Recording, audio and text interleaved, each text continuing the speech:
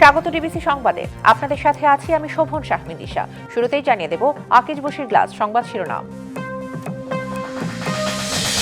হতাশা থেকেই আত্মহনন, দলবদ্ধ ধর্ষণের শিকার জুলাই শহীদ কন্যা লামিয়ার। ধারণা পুলিশের 24 ঘন্টার মধ্যে অপরাধীদের শাস্তির দাবি।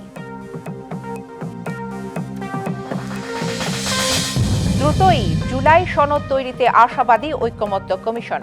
অংশীজনের মতামত স্থান পাওয়ার প্রত্যাশা গণসংহতি আন্দোলনের। বিচার বিভাগের স্বাধীনতার পথে বড় বাধা সংবিধানের 116 অনুচ্ছেদ। বিচারিক আদালতে সরকারি হস্তক্ষেপের নেপথ্যে বড় শক্তি।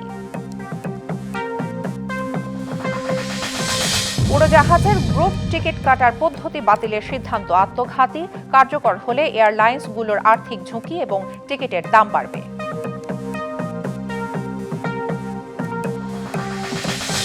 চট্টগ্রামে কমিটি গঠনের পাশাপাশি নির্বাচনের প্রস্তুতি এনসিপির। মানুষের পরিবর্তনের আকাঙ্ক্ষা বাস্তবায়ন করার প্রত্যয়।